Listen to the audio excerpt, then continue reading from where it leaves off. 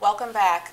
We were just discussing with Gina a story about a man who came up to your hair. Yeah, it was a white guy and what really angered me, it was a work event. So I kind of had to be there, and then this particular venue, it's a predominantly white. I was probably one of two black people. We were completely apart in some fashion. The guy gets on the bus, and he looks at me, and he kind of cocks his head, and he pats my hair, and he said, "Is that real?" I was so shocked. I was so shocked because instantly, now some people might think, oh, well, firstly, you don't put your hands on a woman that you don't know. Any woman's hair. Yeah, anybody, you know. Exactly. Yeah. I was going to say, you put should your not hands touch on anyone. anyone without permission to do Yeah. so. That was an invasion of your privacy. It was pretty. But I don't know that that's racial. I would call that stupidity.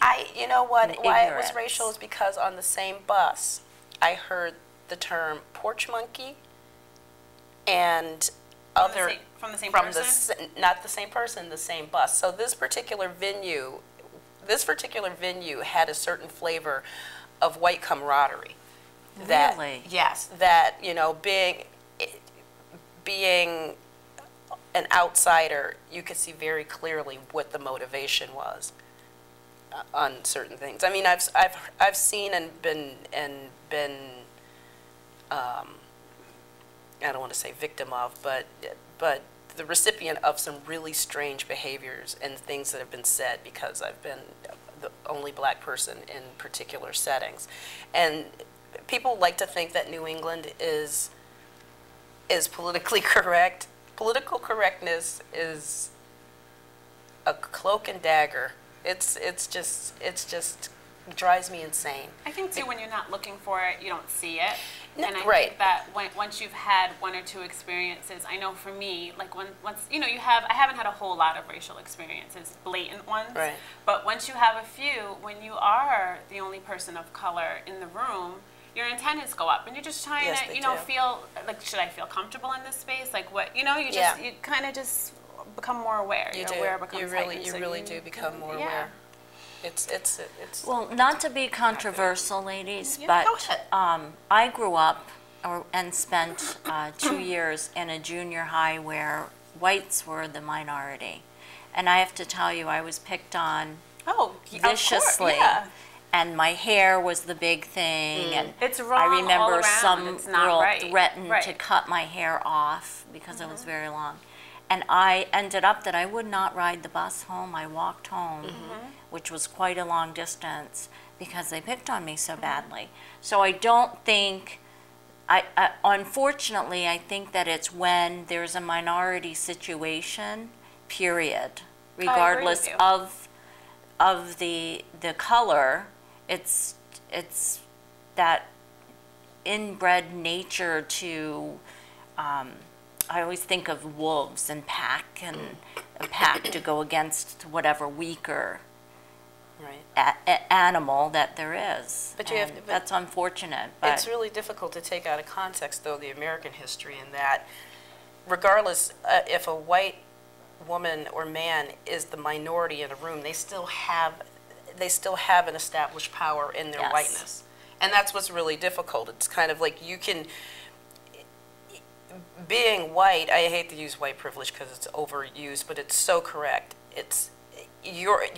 I remember a kid in college saying, "Yeah, it's mighty white of you," to another kid, and being that it's really being white is righteous, it's correct, it's the standard, it's good, it's the gold standard, and I know that prejudice exists everywhere. In every group, I you know, don't and say that it doesn't. No, I know, and I you know, I remember kids in school, white kids getting picked on. I just think of racism and being prejudiced as two different levels. I think racism has to do with power. I think any ism has to do with a group that has power, like sexism. Men can be or sexist, women cannot. think that they have power.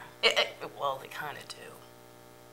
Really? Yeah, I think men, I mean, it's obvious white men rule the world.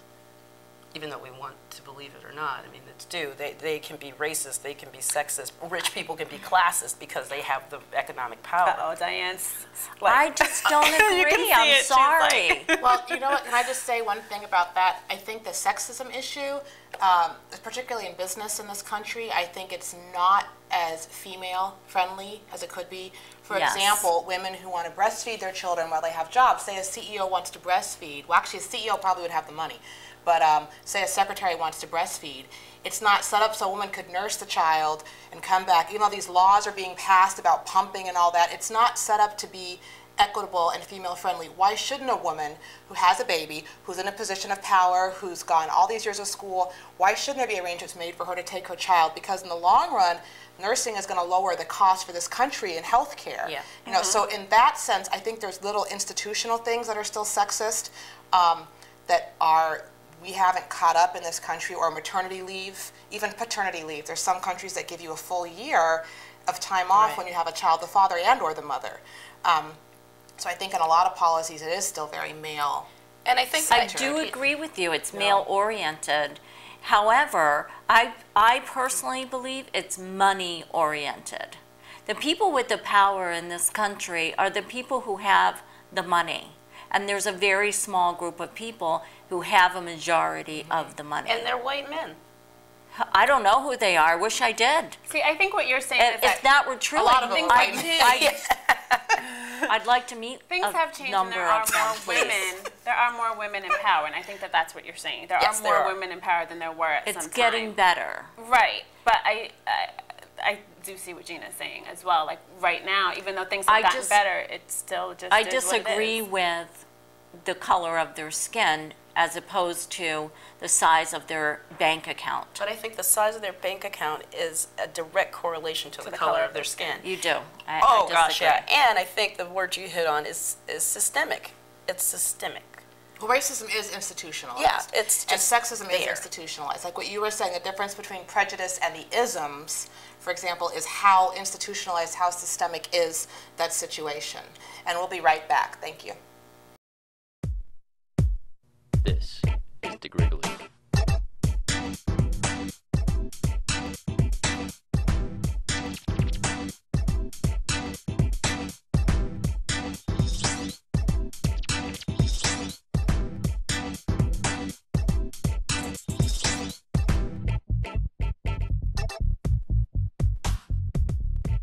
Don't settle for less.